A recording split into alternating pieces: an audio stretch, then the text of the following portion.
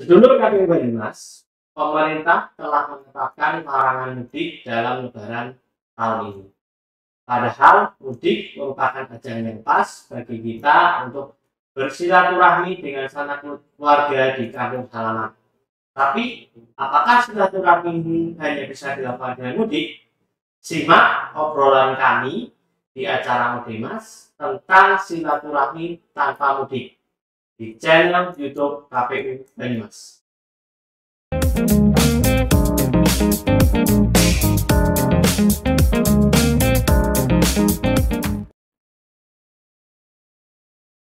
Assalamualaikum warahmatullahi wabarakatuh. Sedulur KPU Banyumas, berjumpa lagi di acara Mudimas edisi bulan Ramadan. Kami ucapkan selamat menunaikan ibadah puasa bagi sedulur KPU Banyumas yang sedang menjalankannya. Sedulur KPU Banyumas, pada hari ini Mudimas edisi bulan Ramadan mengangkat tema silaturahmi tanpa mudik. Di tengah-tengah kita telah hadir narasumber Bapak Khasis Munandar. Beliau adalah anggota KPU Kabupaten Banyumas, Divisi Perencanaan Data dan Informasi. Mari kita tanya-tanya langsung kepada beliau terkait tema kita pada hari ini. Assalamualaikum Pak Khasis. Waalaikumsalam warahmatullahi wabarakatuh. Apa kabar Pak? Baik, alhamdulillah. Bagaimana puasanya? Lancar. Nggak kerasa ya Pak, ini Iya. kita sudah sampai di momen terakhir bulan Ramadan. Satu hal yang sering kita dengar di momen-momen terakhir bulan Ramadan itu yaitu mengenai mudik untuk bersilaturahmi dengan sanak saudara di kampung halaman. Menurut Pak Khasis, apa sih sebenarnya makna dari silaturahmi itu? Baik, Mas Ana. Bahwa makna silaturahmi dalam artian bahasa dan istilah itu ada dua kata atau dua kalimat dari silaturahmi, yaitu sila dan rahmi atau rohim. Sila itu artinya menyambung atau menghubungkan, sementara rohim adalah rahim atau boleh diartikan keluarga, karib atau kerabat. Jadi makna silaturahim adalah menyambung, menghubungkan tali keluarga, karib kerabat, sehingga jangan sampai hubungan itu, hubungan karib kerabat keluarga itu terputus. Ini maknanya bagaimana keluarga itu sampai kapanpun dan dimanapun kita berada tetap terjaga. Tidak kemudian setelah kita jauh atau kemudian merantau berapa tahun atau berpuluh-puluh tahun mendapatkan orang lain, akhirnya keluarga terbengkalai atau kemudian kita melupakan keluarga. Tetap tidak ada. Gitu Mas. Terus kemudian manfaat atau keutamaan apa dari silaturahmi menurut Islam? Kalau manfaat silaturahmi sangat banyak Mas. Silaturahmi adalah menjalin, menghubungkan keluarga atau karib kerabat. Jadi yang pertama, orang yang silaturahmi paling tidak setiap saat dia tahu keadaan kondisi keluarga atau karib kerabatnya. Kemudian yang kedua, bahwa silaturahmi itu dianjurkan atau diperintahkan dalam Islam. Rasulullah SAW bersabda, "Man kana yu'minu billahi wal yawmil akhir falyasil rahimah." Jadi barang siapa yang beriman kepada Allah dan hari akhir, maka sambunglah silaturahmi atau menghubungi keluarga, karib kerabat, tetap harus disambungkan. Jadi ketika orang bersilaturahmi, dia merasa masih menjadi keluarga, kemudian juga ketika dia bersilaturahmi dengan karib kerabat, keadaan kondisi karib kerabat keluarga dia tahu dan paham betul. Keadaan sedang seperti apa, keadaan bagaimana dia tahu, sehingga tidak ada jarak atau tidak ada hal yang membuat dia melupakan keluarga atau karib kerabatnya, Mas. Terus bagaimana Pak cara agar tetap menjaga tali silaturahmi agar tidak terputus? Baiklah, ini salah satunya sekarang karena kondisi pada saat pandemi ini, kemudian ada beberapa hal juga yang terkait dengan larangan, itu silaturahmi itu menjadi hal yang sebetulnya itu tidak berat Mas. Kalau orang mengatakan silaturahmi itu harus ketemu dengan keluarga atau kemudian dengan kerabat, satu sisi betul. Tapi pada esensinya, ketika kita kembali ke hakikat dari silaturahmi, yaitu tadi menyambung atau menghubungkan, kemudian rahim adalah keluarga atau karib kerabat, maka yang namanya menghubungkan, menyambung karib kerabat, keluarga tidak hanya datang pada saat lebaran saja. Bisa melalui satu mungkin bertanya kabar, kirim surat, kalau zaman dulu ya mungkin lewat kantor pos mengucapkan selamat lebaran, itu nggak bisa pulang, itu sama tetap masih silaturahmi. Atau kemudian membantu keluarga, ketika ada keluarga yang kemudian perlu hal suatu, walaupun kita tidak pulang, kita membantu, itu juga silaturahmi. Dalam arti menyambung dan menghubungi keluarga ini tidak harus kemudian kita datang bertemu secara langsung dengan orangnya, akan tapi itu lebih baik gitu. Terus adakah perbedaan Pak antara silaturahmi di hari lebaran dengan silaturahmi di luar momen lebaran? Ya, baik. Berarti ini kalau lebaran istilah mudik gitu ya Mas. Iya. Ini kan Mas Yana tadi dari Semarang ya, Iya. dari Semarang sudah berapa lebaran ini nggak pulang Mas? Sudah, berarti kalau dengan lebaran kali ini berarti ini dua kan Pak? Dua kali lebaran. Dua kali lebaran ya? Iya. Berarti sekali lagi, satu kali lebaran lagi Bang Toib ya Mas? Iya.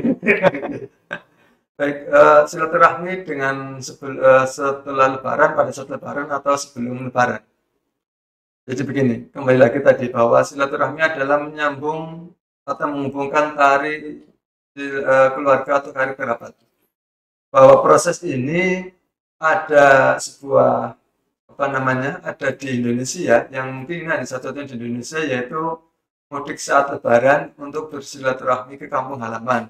Ketika tentu ini hanya berlaku bagi orang-orang yang kerja atau orang yang merantau di luar daerahnya. Ketika orang-orang yang di di daerah tempat tinggal tentu tidak mengadakan mudik, tapi tetap juga mengadakan silaturahmi. Nah, perbedaan ataupun rasa manfaatnya mungkin ada beberapa hal, Mas. Yang pertama, ketika lebaran ini, momen 1 tahun ini, itu orang akan lebih secara psikologi itu akan lebih meluapkan gembiraannya pada saat setelah Ramadan, kemudian sholat Idul Fitri, kita silaturahmi ke karib keluarga atau ke menyambung ke saudara-saudara kita. Itu yang pertama momen. Jadi momen itu sangat berpengaruh. Yang kedua, bahwa ketika lebaran orang itu relatif lebih hampir sama, Mas. Adatnya ini kalau di Indonesia itu mengunjungi antara keluarga saudara. Nah, di dalam Islam ini ada kaidah usul fikih yang namanya al-adatul muhakamah. Jadi adat itu bisa menjadi hukum pada saat adat itu tidak bertentangan dengan ajaran-ajaran Islam. Nah, terkait ini salah satu yang baik ketika kemudian adat ini. Yang kedua, pada saat momen lebaran, orang itu biasanya serempak, Mas. Walaupun tidak janjian dalam WA, sekampung, katakanlah sekecamatan, atau mungkin se-Indonesia, kalau lebarannya sama ya, Mas. Itu tanpa ada perintah janjian untuk silaturahim atau mengunjungi itu, mereka pasti semuanya melakukan itu. Nah, ini tentu ramai di jalan, atau ketemu dengan siapa saja. Berbeda ketika kemudian tidak lebaran. Ketika kita ingin silaturahim mengunjungi keluarga, makanya di sekitar kita dok. Hanya sekedar keluarga kita dengan saudara kita. Sementara kegiatan-kegiatannya lain mereka yang tidak silaturahmi tetap berjalan, jadi sepi. Jadi momennya ini, keramaiannya ini tentu berbeda pada lebaran dan tidak lebaran. Walaupun sebetulnya sama. Ketika orang ingin bersilaturahmi, ingin menyambung, ingin menghubungkan tali keluargaan, harus misalnya mengunjungi sanak saudara, itu tidak harus menunggu 1 tahun sekali, Mas. Sungguh terlalu, Mas. Mau mengunjungi keluarga, orang tua, adik kakak, kok harus nunggu setahun sekali. Tapi itu mungkin dimaklumi. Bagi yang pekerja, Mas, itu mungkin ada beberapa tadi itu, salah satunya itu. Kemudian yang kedua, kenapa di akhir Idul Fitri itu banyak ramai mengadakan pulang kemudian silaturahim? Karena biasanya di silaturahim pada saat lebaran itu mereka free, Mas. Bukan free ongkir ya. Free dalam arti kerja mereka libur, dan biasanya ada cuti atau libur lebaran bersama yang membuat liburnya itu ada agak panjang lah, ada beberapa hari. biasanya liburnya ya 1 minggu tok sehari gitu pada hari Minggu, tapi ini karena liburan Lebaran maka ada 3 atau 4 hari libur. Lah eh, momen ini, libur ini beberapa hari ini digunakan mereka karena dengan asumsi ketika saya pulang pada Lebaran, saya di rumah masih bisa istirahat, ketemu saudara, kemudian berangkat kerja lagi atau ke luar daerah lagi, itu masih memungkinkan waktunya. Berbeda ketika kemudian masanya dari Semarang ke sini hanya 1 minggu tok, liburnya 1 hari, hari Minggu, setiap harinya. Ketika pulang ke Semarang, Minggu pagi pulang atau malam Minggu pagi sampai sana, sore ke sini lagi, tentu capek dan tidak efektif, tidak merasakan nikmat itu. Itu salah satunya, Mas. Walaupun sebetulnya tadi, jangan sampai kemudian kalau kita punya waktu harus menunggu 1 tahun sekali pada saat Lebaran. Memang berbeda rasanya, Mas. Gitu, Mas. Terus terkait dengan ini Pak, himbauan pemerintah terkait ajakan kepada masyarakat untuk tidak mudik pada Lebaran tahun ini. Bagaimana pendapat Bapak? Terkait dengan pemerintah ini, untuk dilarang mudik sebetulnya hal yang berbeda dengan yang dimaksudkan dengan apa silaturahmi atau silaturahmi. Jadi tadi kebiasaan adat ini bahwa pemerintah melarang mudik ini bukan berarti melarang silaturahim. Pemerintah kemudian tidak membolehkan mudik ini bukan karena tidak boleh masyarakat Indonesia mengunjungi atau menghubungi keluarga atau saudara orang tua di kampung atau di desanya lah, katakan begitu. Tetapi karena ada tadi yang pertama pandemi ini, bahwa pandemi belum selesai. Tentu pemerintah sudah berkalkulasi, Mas. Ketika dari berapa ratus ribu, berapa juta orang dari satu daerah kemudian ke daerah lain, pada saat pandemi ini tentu resikonya tidak sedikit. Dan saya yakin juga pemerintah dalam hal menetapkan ini sudah minta pertimbangan dari paling tidak MUI ya, Majelis Ulama Indonesia, di mana di situ semua komponen agama, baik berlatar belakang dari organisasi apapun agamanya itu sudah ada di situ. Nggak mungkin pemerintah memutuskan ini kemudian secara sepihak. Jadi menurut saya, selama itu tidak bertentangan dengan ajaran Islam, Mas, tidak bertentangan dengan akidah, tidak memerintahkan kita untuk berbuat maksiat, maka sebenarnya itu yang menjadi solusi yang terbaik. Tetap diikuti. Karena gini, Mas, dalam apa namanya? Islam itu ada namanya kaidah atau bahasanya begini. Atiullah wa atiur rasul wa ulil amri minkum. Taatlah kamu kepada Allah, pada Rasul atau ulil amri. Ulil amri itu kalau di kita bahasa Indonesianya ya boleh disebut pemerintahan. Pemerintah yang mengurusi kenegaraan ini atau mungkin di Arab namanya khalifah atau raja. Nah, ketika kita mengikuti ulil amri, pemerintah ini yang tadi sudah disebutkan bahwa kita harus mengikuti Allah, Rasulnya, kemudian ulil amri ini satu jalur, Mas, jalan. Jadi antara Allah mengikuti Allah dengan Rasul dan ulil amri minkum ini satu garis, tetapi ada batasan bahwa ulil amri ini harus tidak boleh keluar dari ajaran Islam. Tidak boleh kemudian yang kita ikuti ulil amri memerintahkan untuk berbuat maksiat. Kalau ulil amri memerintahkan berbuat maksiat atau tidak sesuai dengan ajaran Islam, maka tentu kita tidak wajib untuk mengikutinya. Lah, terkembali dengan mudik. Mudik ini adalah anjuran di mana pemerintah sudah berkalkulasi supaya penyebaran pandemi COVID-19 ini tidak merajalela, tidak semakin banyak orang yang terkena. Tentu ini lebih baik menurut saya, Mas, menurut saya pribadi. Ketika kemudian beberapa daerah yang zona merah, kemudian ada zona kuning, hijau, hitam, bahkan yang belum ada mungkin zona putih, Mas, biar lengkap. Merah, kuning, merah, hijau, kayak bangsa lampu merah. Ini pemerintah sudah memberikan arahan bukan silaturahminya yang dibolehkan, tetapi mudiknya. Sekali lagi, bahwa ketika pemerintah tidak membolehkan mudik, tidak melarang silaturahmi.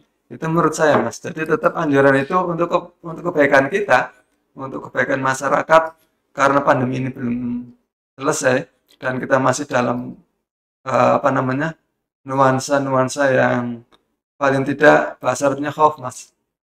Itu takut lah. Itu tentu tidak masalah, Mas. Tetap sejatinya kita sebagai warga negara, warga masyarakat Indonesia, apa yang pemerintah himbaukan untuk tidak mudik, kemudian itu tidak bertentangan dengan norma-norma agama, kita ikuti. Berarti kesimpulannya larangan mudik ini lebih banyak manfaatnya dibanding mudaratnya ya Pak. Tujuannya begitu ya. Betul, karena pemerintah itu begitu. Kalau hanya sekedar kemudian tidak silaturahmi, tentu tidak juga. Mas. Nggak mungkin pemerintah melarang kita bersilaturahmi, apalagi kebanyakan adalah hampir dikatakan 80% pemerintah atau pemimpin daerah kita dan kemudian mereka yang di eksekutif legislatif itu adalah mayoritas agamanya Islam. Tentu mereka juga ingin seandainya memang mereka apa namanya mampu dan bisa tidak kondisi seperti ini, saya yakin Presiden Jokowi pun yang aslinya dari Solo pasti akan kembali ke Solo. Atau kemudian dari wakil-wakil dewan kita yang aslinya dari daerah, kemudian menjadi eh, wakil di Senayan, di Jakarta, mereka pasti akan pulang. Karena bertemu sana keluarga itu tentu akan lebih memberatkan tari silaturahmi ini. Terus dengan adanya larangan silaturahmi ini kan mudik ini kan berarti kita tidak bisa bertatap muka secara langsung ya dengan keluarga kita.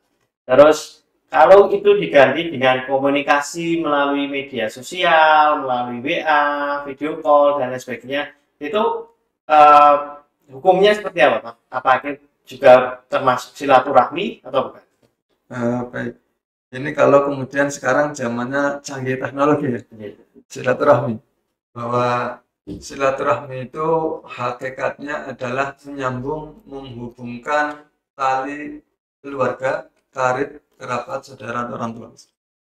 Yang namanya kemudian menyambung, menghubungkan, maka eksistensinya yang terpenting adalah supaya tidak terputus keluarga ini. Nah, caranya bagaimana? Tadi, memang yang paling utama dan yang paling baik adalah ketika kita bertemu secara langsung. Karena bertemu secara langsung kita bisa apa namanya mempunyai perasaan yang berbeda. Yang kedua, kita bisa ketika dengan keluarga secara langsung kita bisa bersalaman dan ini bersalaman ini dalam Islam itu sangat dianjurkan. Ada sebuah hadis dari Nabi bahwa ketika dua orang muslim bersalaman maka dosanya diampuni sebelum jabat tangan atau salaman itu dilepaskan dari masing-masing kedua belah pihak tadi. Jadi misalnya saya salaman dengan Mas Sena, sama-sama muslim. Selama saya masih salaman dengan Mas Sena, maka dosa kita diampuni. Itu dosa yang kita lakukan terhadap person ya. Antara misalnya saya pernah ngerasain Mas Sena, ataupun kemudian saya Mas Sena pernah ngerasain saya, atau kemudian apa namanya saya pernah berbohong atau Mas Sena pernah berbohong, itu bisa diampuni selama jabatan itu belum dilepaskan. Nah, ini tentu tidak bisa dinikmati oleh orang yang silaturahmi dengan menggunakan teknologi, misalnya HP atau kemudian sekarang lewat internet. Betul, kita bisa melihat karena sudah ada proyeksi orangnya secara langsung di depannya. Nah, ketika ini boleh tidak? Tentu saja boleh, Mas. Kemudian apakah ini juga disebut silaturahim? Ya. Karena yang namanya menghubungkan, menyambung silaturahim bukan hanya kemudian mendatangi, tapi juga satu tadi, menanyakan kabar, berkirim surat, kemudian membantu, atau kemudian saling mengingatkan. Ini sudah termasuk dalam arti silaturahim. Ketika hanya sekedar kirim surat atau lebaran gimana? Apa namanya itu? Kartu lebaran, itu juga salah satu silaturahim. Tapi itu tadi, ketika orang tidak datang bertemu langsung, ada dua hal yang tidak dirasakan. Yang pertama tadi tidak bisa berjabat tangan, di mana berjabat tangan dalam Islam itu selagi dia selama berjabat tangan diampuni dosanya sebelum berpisah. Kemudian yang kedua, perasaan bertemu orang yang disayangi dengan keluarga tidak didapatkan secara langsung. Tidak juga kemudian karena terbatas tentu lewat media sosial atau lewat internet, lewat HP harus mengeluarkan biaya untuk pembelian kuota.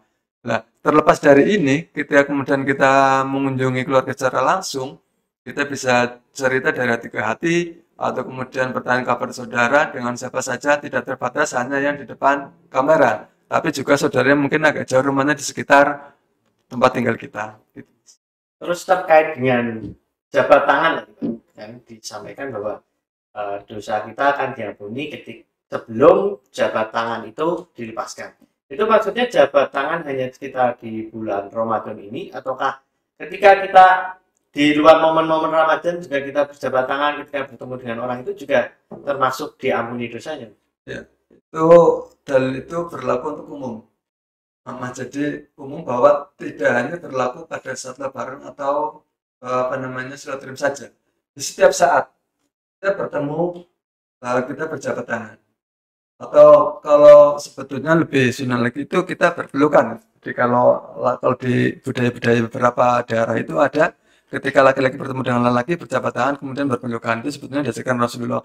Ketika orang bertemu antar sama muslim berjabat tangan kemudian berpelukan, itu ada rasa yang erat, Mas. Ada rasa di mana oh ini sama-sama saudara seiman, seagama, kemudian juga kita dekat, tidak ada masalah apapun, kemudian kita merasa nyaman. Berbeda ketika kemudian dengan sesama muslim hanya sekedar halo bro, hai gitu. Itu ada jarak yang tidak disampaikan, sehingga kemudian rasa-rasa rasa kedekatan secara emosional baik itu sebagai satu bangsa tanah air atau agama sekeyakinan itu ada jarak yang tersekat, begitu Mas. Terus terkait ini Mas, di masa pandemi kan juga kita sebisa mungkin untuk tidak saling kontak fisik ya Mas. Salah satunya dengan berjabat tangan ini. Kalau misalnya jabat tangan ini diganti dengan salam seperti kita lakukan tadi di awal, dengan tos tadi sepertinya, itu seperti apa? Apa juga menghapus dosa atau tidak? Ini yang namanya jabat tangan dengan tos berbeda ya. Maka dari berjabat tangan, kalau kita secara lahiriah, maka orang yang menjabat tangannya itu kedua belah pihak. Jadi merekat. Berbeda dengan tos itu hanya sekedar menempelkan ataupun kemudian bersentuhan, dan itu namanya bukan berjabat tangan. Jadi ada hukum dalam Islam. Ketika hukum itu ya khusus menyebutkan dengan arti yang tidak bisa generalisasikan, maka itu hanya berlaku untuk itu. Misalnya berjabat tangan. Berjabat tangan adalah ketika kita berjabat tangan atau berpelukan. Itu tentu berbeda dengan senggolan atau menyenggol. Lah, hukum bersenggolan dengan hukum berpelukan tentu berbeda. Misalnya begini, kalau di beberapa daerah kita melihat di televisi atau mungkin di dunia itu mereka ketika bertemu berpelukan. Berbeda ketika kemudian senggolan, tentu maknanya berbeda. Ke antar kepala negara kok kemudian senggolan itu seolah-olah dalam konotasi anak muda sekarang itu kan kurang bagus itu terusnya. Seolah-olah merasa menghina atau bagaimana, karena senggol gitu. Nah ini juga seperti itu. Jadi hikmah atau kemudian manfaat yang diperoleh dari jabat tangan tentu berbeda dengan di luar itu. Atau tadi lebih sebagai tos atau hanya melambaikan tangan, itu sama begitu. Artinya memang Islam itu arahannya untuk supaya kita dengan berjabat tangan atau berpelukan. Betul. Tapi tentu dengan sesama jenis sama jangan kemudian lawan jenis dipilih sama itu nanti bisa berapa itu. Terus ini Pak, dalam silaturahmi itu ada istilah bahwa silaturahmi itu suatu kewajiban sesuai dengan kemampuan. Apa itu maksudnya? Baik, kembali lagi. Jadi silaturahmi bahwa silaturahmi itu menghubungkan atau kita menyambung tali kekeluargaan. Jadi saya kembali lagi tadi, yang namanya menyambung atau menghubungkan keluargaan tentu tidak hanya datang sesuai dengan kemampuan, dalam arti bahwa ketika tadi kita misalnya ada keluarga kerabat kita membutuhkan bantuan kita bantu, atau kemudian kita hanya sekedar pulang kok atau sekedar kemudian kirim salam, itu bisa. Jadi sesuai dengan kemampuan itu tidak harus kemudian dipaksakan. Saya misalnya masanya di sini kemudian ingin menemui orang tua di Semarang maka harus pulang, tidak. Karena ada kondisi-kondisi tertentu dalam bahasa itu ada namanya ilat, itu ada kecuali bahwa Islam itu sebetulnya mudah, tapi jangan dimudahkan. Dalam arti Allah memberikan rukhsah itu kemudahan bagi hambanya ketika melaksanakan sesuatu tapi tidak mampu. Dan Allah juga sudah berfirman, "Wattaqullaha mastata'tum." Bertakwalah kamu sesuai dengan kemampuanmu. Dalam arti ketika kita tidak bisa untuk melakukan mudik, misalnya karena kemampuan kita tidak memungkinkan, satu mungkin ada pandemi, atau kemudian kita bahkan di sana di PHK tidak bisa pulang gitu kan, karena walaupun tidak pandemi misalnya saya di PHK tidak punya uang untuk pulang ke rumah untuk mudik, maka jangan dipaksakan, semampunya saja. Hanya sekedar misalnya kirim WA atau minta pinjam telepon teman gitu untuk telepon rumah itu bisa, tetap berdasarkan silaturahim. Jadi jangan dipaksakan wajib itu harus saya pulang ke rumah karena mudik untuk silaturahim harus berjabat tangan, berpelukan gitu kan. Enggak seperti itu, Mas. Jadi ada beberapa hal yang mungkin perlu kita ketahui. Bahkan yang namanya ini kan silaturahim mudik ya. Puasa saja itu kan cukup ada rusuhnya, Mas. Kemudian sholat, ada sholat di perjalanan, atau kalau boleh kemudian bisa dijamak qashar. Kemudian puasa, kemudian kalau perjalanan atau enggak dan kondisi tertentu itu darurat, itu bisa kemudian kita iftar atau buka, itu bisa. Apalagi hanya sekedar pulang mudik atau silaturahmi. Jadi jangan terlalu dipaksakan harus mengikuti apa keinginan kita yang kebetulan kita tidak mampu pada saat itu. Tapi lain lagi ketika kita mampu atau keadaan membolehkan, suatu saat tentu lebih baik itu harus dilakukan. Begitu, Mas. Terakhir ini, Pak, terkait dengan ucapan mohon maaf lahir dan batin, apakah itu sesuai dengan nilai-nilai silaturahmi, Pak, ketika Lebaran? Mohon maaf dengan silaturahmi itu kan sebuah hal yang berbeda, Mas. Mohon maaf lahir dan batin. Itu sebuah ungkapan yang sudah biasa kita dengar dan mungkin menjadi rutinitas ketika Lebaran orang mengucapkan itu. Walaupun sebetulnya tidak harus pada saat Lebaran juga kita harus selalu bermaaf-maafan. Misalnya begini, Mas. Orang berbuat salah, saya berbuat salah dengan Mas Sena atau Mas Sena berbuat salah dengan saya. Ketika bertemu dan saya ingat, maka seharusnya, seyogyanya, kita itu saling memaafkan, minta maaf. Maaf kemarin saya ngerasain atau saya berbohong atau gimana. Karena berkesalahan. Tidak harus menunggu untuk mengucapkan maaf itu 1 tahun kemudian. Itu kalau ingat terlalu lama, Mas. Kadang misalnya, kemudian terjadi silaturahmi, itu tidak. Silaturahmi ini tadi mengunjungi sanak karib keluarga. Kemudian menyambung silaturahmi. Sementara satu sisi meminta mohon maaf adalah salah satu ungkapan ketika kita bertemu dengan orang. Kita tidak tahu bahwa kita berbuat salah tidak. Misalnya umpamanya, saya dari Banyumas bertemu dengan misalnya Mas Sena, saya nggak kenal Mas Sena di Semarang, saya belum pernah ke Semarang, kemudian ketemu.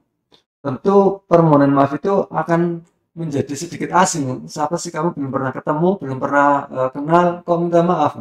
Nah, maka permaafan mohon maaf ini adalah ketika orang itu sudah pernah bertemu sebelumnya, kemudian sudah ada interaksi, dimungkinkan berbuat salah gitu, atau kemudian khilaf gitu. Dia minta maaf. Apakah salah enggak? Apakah baik? Menurut saya baik, Mas. Tidak ada salahnya ketika kita ketemu orang yang sudah pernah kita temui, kita minta maaf. Juga sebaliknya, orang yang diminta maaf memberikan maaf. Nah, cuma ketika pas Lebaran, orang ini pintu hatinya terbuka semua, Mas. Saya yakin tidak ada orang itu pada saat Lebaran setelah Ramadan itu mempunyai rasa benci atau kemudian merasa paling apa, tidak ada. Semua orang terbuka. Siapa saja yang ingin minta maaf, kemudian segera menyapa pasti senang, pasti suka karena pada saat itu kondisi sukacita. Kemudian juga setelah 30 hari kita berpuasa, Lebaran kita Idul Fitri, kemudian ada momen silaturahmi maafan, maka orang relatif lebih menerima apapun ya untuk dirinya. Karena merasa dalam keadaan bahagia dan gembira. Beda, Mas, misalnya begini, Mas Sena tanggal 30, gajian tanggal 1, terakhir tanggal 30 sudah tidak ada uang. Ada tetangga atau katakan saudara minta dengan kondisi yang terpaksa, tapi tidak ada. Mereka kemudian Mas Sena di sini orang kan? Berbeda, tapi ketika kemudian itu di bulan Ramadan, Mas di sini tuh bingung oleh, oh udah waktunya goreng anak, beda, Mas. Nah, kondisi seperti ini itu berpengaruh pada kebatinan atau spiritual seorang. Sehingga orang akan lebih mudah memaafkan dan lebih mudah juga untuk meminta maaf. Tidak ada rasa pakai. Mungkin begitu, Mas. Jadi berhubung ini juga kemudian hampir Lebaran, saya mohon maaf atas nama pribadi maupun kepada Mas Sena ataupun siapa saja yang mungkin selama ini berhubungan dengan saya gitu, Mas. Karena tadi menyinggung maaf-maafan gitu, Mas. Saya juga mohon maaf, Mas. Lahir batin Allah dan kurang berkenan. Pak Kasis, kita telah sampai di penghujung acara.